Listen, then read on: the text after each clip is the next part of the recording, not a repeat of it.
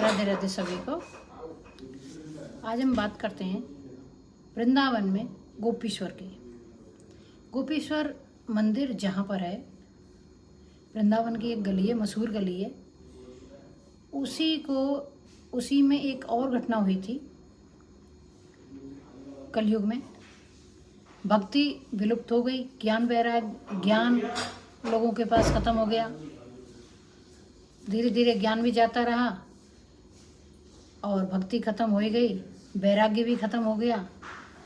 तो ये भक्ति चली गुजरात से आते आते पूरे भारत में कहीं भी भक्ति का नाम नहीं बचा। और जैसे भक्ति आई वृंदावन में आते ही भक्ति जवान हो गई, यंग हो गई।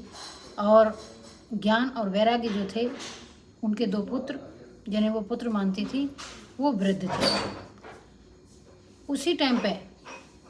और ये स्थान वहीं पर है जहाँ गोपीश्वर महादेव है, एक ही स्थान है। वहीं पर जब गोपेश्वर महादेव वाली गली में ही भक्ति तो जवान हो गई, लेकिन ज्ञान और वैराग्य इतने वृद्ध थे और इतने असहाय हो गए थे वो कि उन्हें बार बार जगाती थी, रोती थी, बिलखती थी, जागो जागो बेटा जागो, लेकिन नहीं जगते थे। इतने दुर्बल हो गए थे वो। और उनके पास अथाह सुंदर स्त्रियां बैठी थीं जो उनकी हथियार ढोर रही और उन्हें ढांढस बधा रही थी।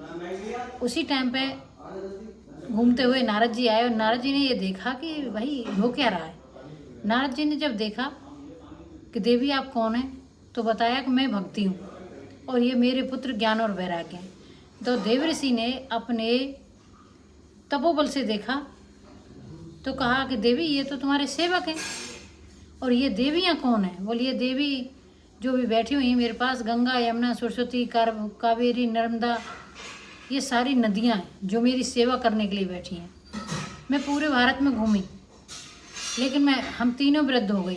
वृंदावन में आके मैं तो तरुण हो गई और मेरे दोनों पुत्र अभी भी मूर्छित अवस्था में पड़े हुए हैं। नारद जी ने काफ़ी कोशिश की, वेद मंत्र उनके कानों में गए, लेकिन ज्ञान वैराग्य नहीं उठते थे, फिर गिर जाते थे।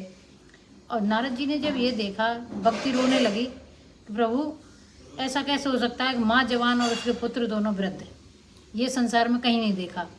तो वृंदावन में भक्ति जवान है, जवान थी और जवान रहेगी।